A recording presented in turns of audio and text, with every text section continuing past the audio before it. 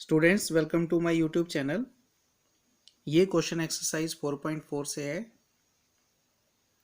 Chapter quadratic equations. Question है find the nature of the roots of the quadratic equation. सबसे पहले तो हमें ये तीन क्वाड्रेटिक इक्वेशंस गिवन है, इनके रूट्स का नेचर फाइंड करना है। देन कंडीशन है कि इफ रियल रूट्स एग्जिस्ट, अगर रियल रूट्स एग्जिस्ट करते हैं तो हमें फाइंड करना है उनको।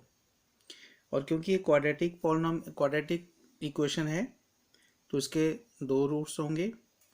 अब सबसे पहले तो कंडीशन देखते हैं कि रियल रूट एग्जिस्ट होने के लिए कंडीशन क्या है कि जो डिस्क्रिमिनेंट है वो ग्रेटर देन इक्वल टू 0 होना चाहिए, और डिस्क्रिमिनेंट होता है b² - 4ac।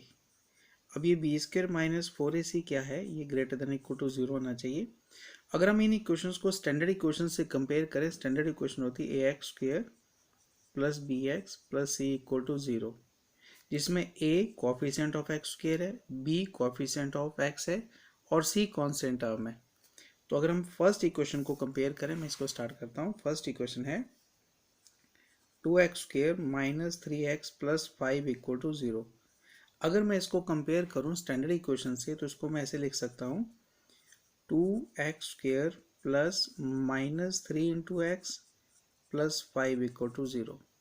तो यहाँ से अगर मैं देखूँ कोफिशिएंट्स को तो a मेरे पास आएगा 2, b = -3 और c आएगा 5 के बराबर। अब सबसे पहले मुझे डिस्क्रिमिनेंट फाइंड करना है d, जो मेरे पास आता है b² - 4ac। तो इसका फर्स्ट इक्वेशन के लिए मैं d फाइंड करूँगा, जो है b² - 4ac। b है -3 तो -3² -4 × a 2 के बराबर है और c 5। तो ये हो गया 3 का स्क्वायर हो जाएगा 9, -4 2 = 8, 8 5 = 40, तो ये हो जाएगा 40, जो बनेगा -31। अब कंडीशन ये है कि जो डिस्क्रिमिनेंट है वो ग्रेटर देन इक्वल टू 0 होना चाहिए, और माइनस का मतलब है कि लेस देन 0 हो गया। तो इसलिए इस कंडीशन में इस इक्वेशन के रूट जो है वो रियल नहीं होंगे, तो हम यहाँ पे लिखेंगे नो रियल रूट्स। तो हम इनको फाइंड नहीं करेंगे यहाँ पे, इस केस में हम जो रियल रूट्स नहीं है तो हम इनको फाइंड नहीं करेंगे। सेकंड क्वेश्चन पे आ जाते हैं। सेकंड जो हमारे पास क्वेश्चन है वो है 3x² - 4√3x + 4 = 0। अब जैसे हमने ए बी सी को कंपेयर किया तो यहाँ पे लिखूंगा a जो कॉफिशिएंट ऑफ x² है 3 के बराबर हो जाएगा, b जो कॉफिशिएंट ऑफ x है वो होगा -4√3 और c मेरे पास जो कांस्टेंट टर्म है 4 आएगी। अब मैं इसका डिस्क्रिमिनेंट फाइंड करूंगा तो d जो b² - 4ac के बराबर है, b हो गया -4√3 whole square -4 × a = 3 and c = 4।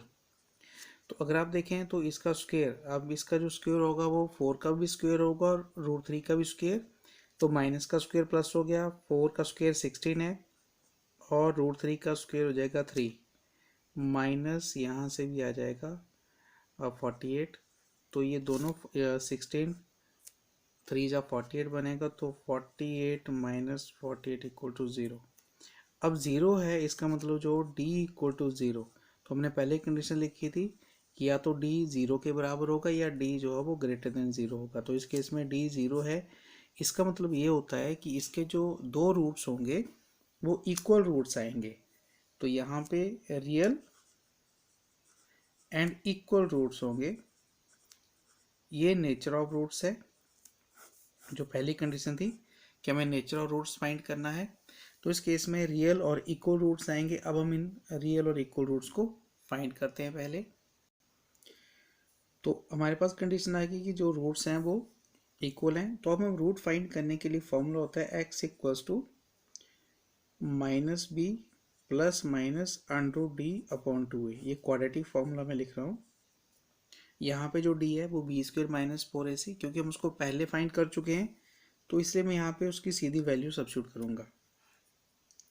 तो यहाँ पे माइनस बी मीन्स माइनस, और जो b है वो ऑलरेडी माइनस का है तो वो ब्रैकेट के अंदर रहेगा। इसको आप ध्यान रखें कि ये माइनस जो ब्रैकेट के अंदर लिखें, प्लस माइनस अंडर डी जो ज़ीरो था तो अंडर ज़ीरो, क्योंकि अंडर ज़ीरो जो है वो ज़ीरो ही रहेगा। 2 इंटू ए 3 के बराबर है। तो अब मैं इसको सॉल्व करता हूँ, ये माइनस माइनस प्लस हो जाएगा तो बन जाएगा 4√3 प्लस माइनस रूट ज़ीरो खत्म हो गया, बिकॉज रूट ज़ीरो ज़ीरो ही होता है, तो ये वैल्यू सारी खत्म हो जाएगी ओवर 6। अब मैं इसको 2 के टेबल पे काट देता हूँ तो ये बनेगा 2 और ये 3, तो ये मेरे पास वैल्यू होगी 2/3√3। या इसको मैं लिख सकता हूँ 2 ओवर, अगर मैं इसको 3 को थोड़ा लिखूँ तो 3 को हम लिख सकते हैं √3 होल स्क्वायर इंटू √3, एक कट जाएगा तो इसकी वैल्यू आएगी 2/√3। क्योंकि क्वाड्रेटिक इक्वेशन है, दो जीरोज होंगी तो जो दोनों जीरोज हो बराबर होंगी, जो इक्वल रूट्स आएंगे तो उसके सेकंड रूट जो है वो भी सेम ही होगी, तो ये दो इक्वल रूट्स इस इक्वेशन की बनेगी। थर्ड क्वेश्चन है, जो थर्ड पार्ट है इसका, 2x² - 6x + 3 = 0। तो सबसे पहले तो मैं नेचर और रूट्स फाइंड करूंगा, तो उसके लिए d फाइंड करूंगा। d हो गया b² - 4ac।